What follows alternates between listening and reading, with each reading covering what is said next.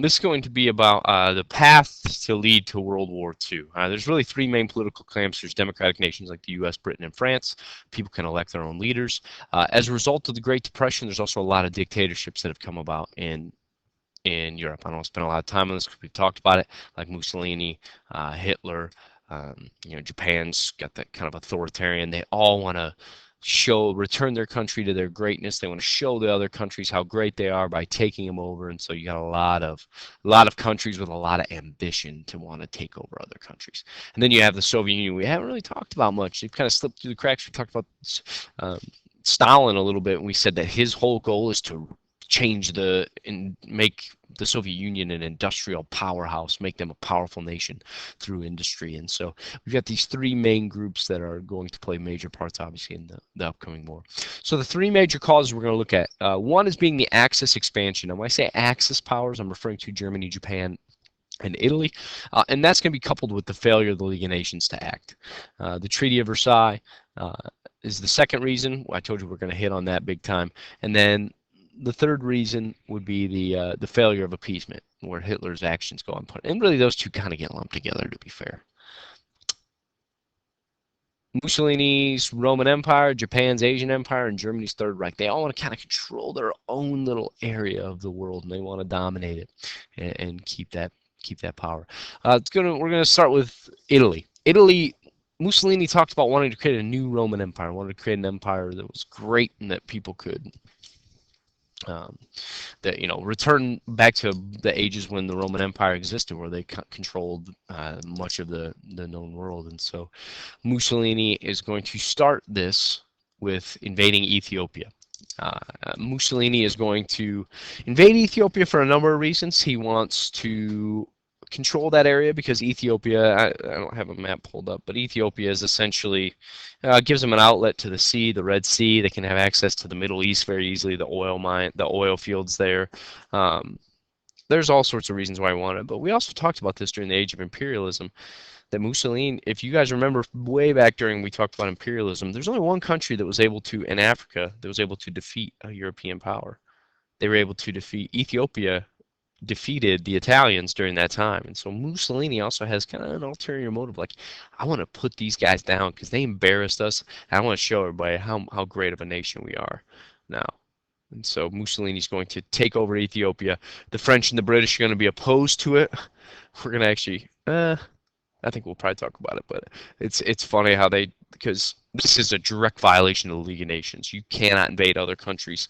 And so the League of Nations really doesn't end up doing anything about it. Ethiopia is a member of the League of Nations. They're like, hey, help us, we're being attacked. And the League of Nations is just like, well, let us assess the situation, and we'll talk about all the reasons why they failed. Japan's going to have the same thing. They're going to invade Manchuria, and the League of Nations is going to say, hey, don't do that. That's not very nice. And then Japan's going to be like, oh, no, screw you. I'm not going to come to these meetings anymore. And so Japan just gets out. They leave the League of Nations. Like, don't tell us what to do. What are you going to do about it? And then by 1941, Japan's going to have all sorts of territory that they're going to take over. I'm going to talk about Japan more later, all the territory they've taken over, and how, obviously, we're going to be put on the path to Pearl Harbor. The U.S. is going to place an embargo on them, or a ban of oil, and I'm going to revisit this idea later. And so the first major cause we want to talk about is the failure of the League of Nations. The League of Nations, not all countries joined. Germany was excluded initially, and then they left.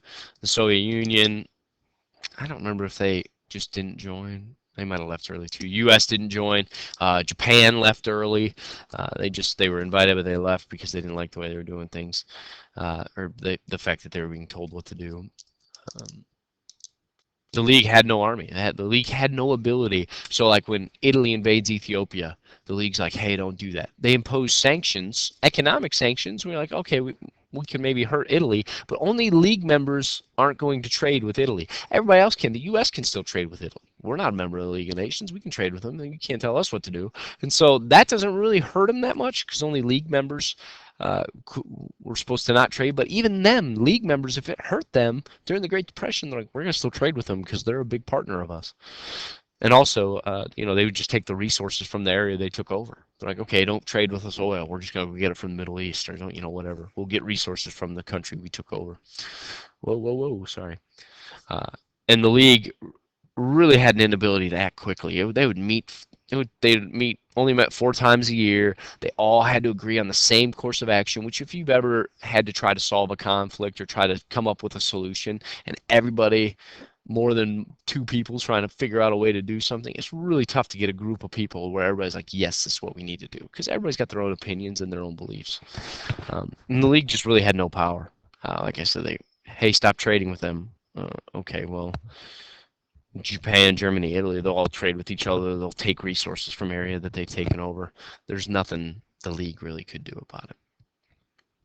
Okay, and so the League of Nations, their inability to stop acts of aggression when Italy takes over areas, when Japan takes over areas, when Hitler's going to start taking over areas, when the League just sits by and kind of twiddles their thumb like, oh, hope somebody else handles this, it's not gonna go well. And we're going to talk about that if we haven't already in class. The second major cause of war, the Treaty of Versailles. And yes, technically the League of Nations is created by the Treaty of Versailles. But it made so many blunders, I thought we could create its own space. We obviously talked about this a ton. You should. If you're like, what's the Treaty of Versailles, then you don't have a pulse. The Treaty of Versailles, once again, created just so much chaos in Germany. Led to the hyperinflation incident we talked about. It's going to lead to a rise of Hitler. Hitler's going to use the treaty to come into power. Other nations, Italy, it's no mistake that we end up fighting Italy in the Second War, because the victors that wrote it, you got the French, the British, the U.S. is heavily involved. Italy felt like they were slighted from the Treaty of Versailles at the meetings. They didn't get any extra territory. They didn't feel like they got anything from the treaty. So the Italians are mad, and the Japanese are mad. They're at the meetings at Versailles, in the palace at Versailles, and they're just being snubbed out of the meeting, and they're not being. There's still that idea. It's kind of a racial idea, really. It's that, oh, that's cute, Japan, that you're here, but let the big boys talk. And so Japan's like, that's kind of messed up. We want to be a major player. You're not going to respect us. That's fine. We'll do what we got to do to make you start paying attention to us. And so the Treaty of Versailles obviously had a lot to do with the bitterness that other countries felt, not just Germany, but a lot that the other countries felt as well. Road to World War II. This is a cartoon that is suggesting, once again, Hitler is starting to climb on. You can see it says the spineless leaders of democracy. Nobody, and we watched the video about this yesterday a little bit, nobody steps in and stops Hitler. So he's able to just kind of keep walking and keep doing what he's doing. He's going to violate the Treaty of Versailles over and over and over again. The first step there says disarmament. He's going to start rearming. We'll get into all this, but this is going to be a major problem, the fact that nobody's willing to step up to stop Hitler. So Hitler's actions against the treaty are going to put the country right on the path to war, or excuse me, the world right on the path to war. Hitler claimed that Germany should have its rightful place amongst the European state. He started to rebuild the military. He started to get people back in the military. He started building new weapons, more tanks, more airplanes, more everything else like that. And this is actually, people loved Hitler. People loved Hitler because what he did was he was able to use this as a way to end the Depression, get people back working again. So Hitler's like, I can kill two birds with one stone. I can start rearming the military, and I can settle the unemployment problem. So people loved Hitler because he's fixing the economy while making Germany a powerful nation again. Now, because of the Treaty of Versailles, he's not supposed to be able to do this, and so he has to do a lot of it with kind of a cloak and dagger, kind of hidden. A lot of things were disguised. The video talked about it as like elementary schools. A lot of the factories were disguised as like, hey, we make baby bottles, or we make, whatever. They make other things than what they're actually making weapons to rebuild. So at a time when, during the Great Depression, now this is going to be pretty important, but during the Great Depression, Hitler, everybody else is cutting back on the military because they're trying to get that money back to the people. Hitler's growing his military. And so Hitler's then going to plan to use that military. He's going to march troops into the Rhineland. He's going to take the troops that he has, that Rhineland, that area that the Treaty of Versailles said you can't have military personnel here. If you do, we'll go to war with you and we'll stop you, and because that's an area that you just can't have access to.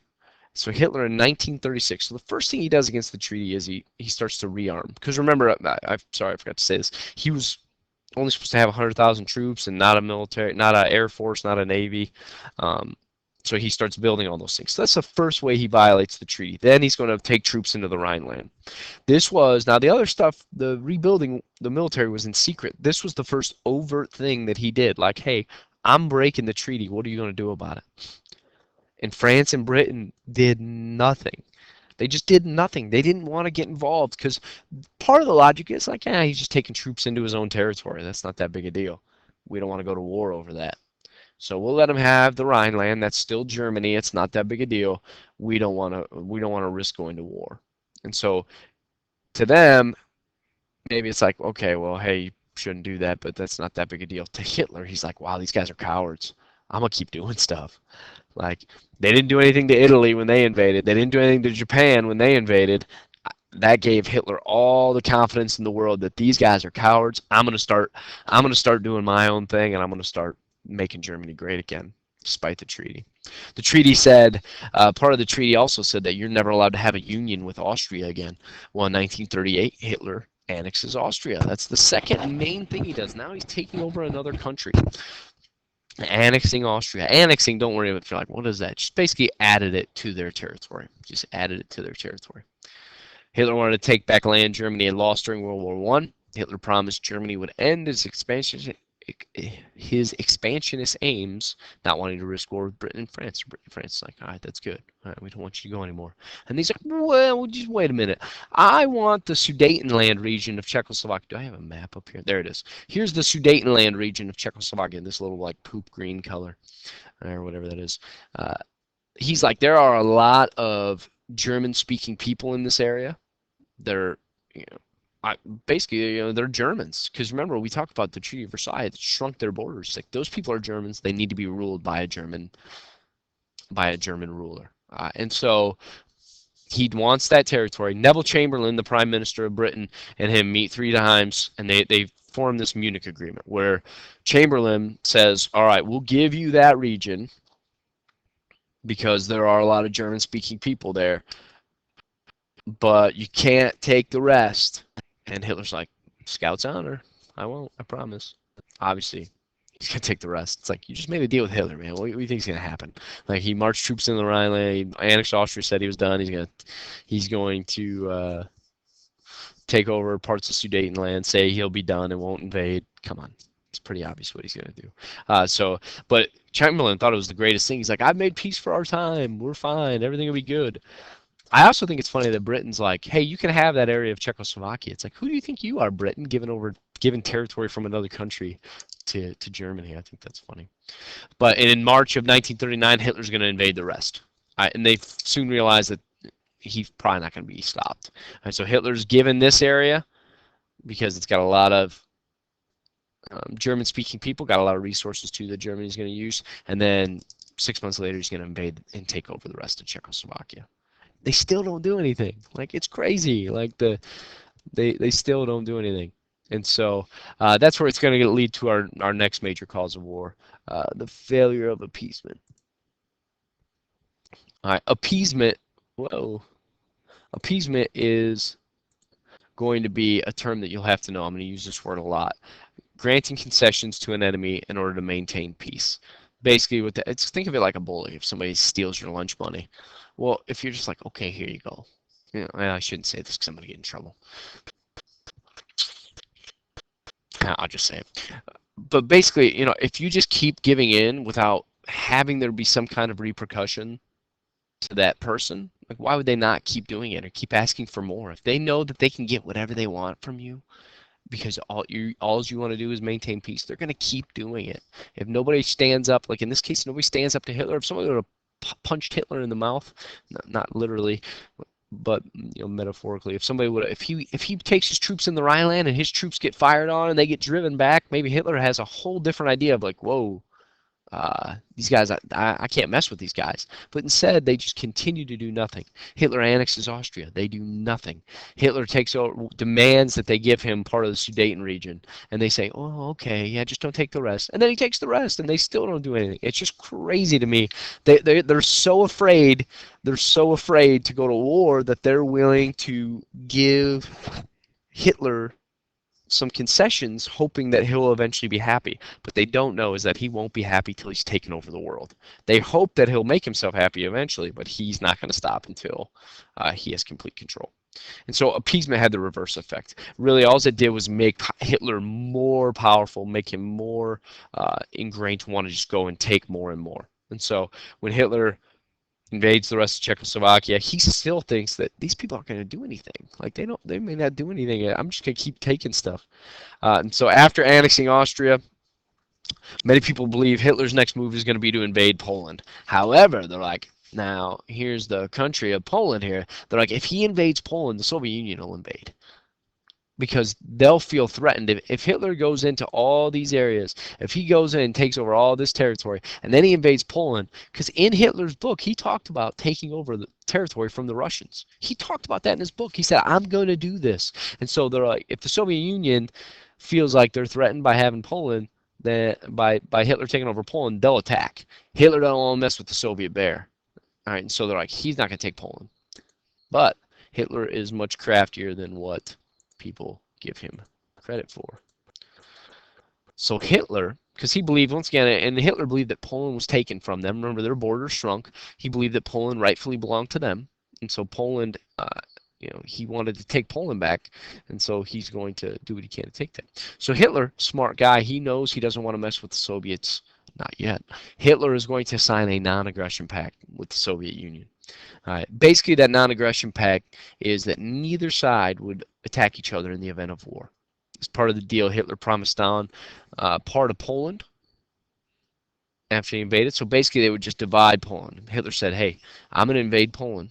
Don't go to war with me if we fight each other. You can have the eastern part. I'll take the western part, and we'll just divide up. To the victor go the spoils. We'll each get a part of it. All right? And so they decide to, in the event of war, not to attack each other. Stalin's happy. This guy, he just looks so serious. He's like, hey, don't take my photo. But the non-aggression pact was so surprising because Hitler and Stalin were natural enemies. Uh, Hitler talked about how the Aryan race were superior, they were better, they needed more land to grow their growing population. They should take it from the Slavic, the Russians, the inferior people up north who should be subservient to them because the Russians are inferior, we're superior, we should take their land. Not to mention, he hated communism. He talked about how bad communism was. He hated Slavic people. He thought they should be used for slave labor. So taking over or signing this agreement with the Soviet Union was a big surprise, and here's a weird picture. It says, how long will the honeymoon last? That's a picture of Hitler and Stalin, obviously. So basically making that union, that agreement. It's not going to last long because obviously if Hitler's done anything, he's broken his promise every time. And so in September of 1939, I think on September 1st he invades. September 3rd, war gets declared. Or I think I don't know. I think that's right. But the pact allowed Germany to march into Poland without fear of being attacked from Russia. And it's finally at this point that the Soviet Union, or excuse me, that the United, not the United States. Oh my gosh, I've been doing this video too long. To Great Britain and France are going to say, we need to intervene. We need to declare war. Hitler will not stop unless we stop him now. So it's not until Hitler does all those things against the Treaty of Versailles, finally when he invades Poland, that's when World War II is going to begin.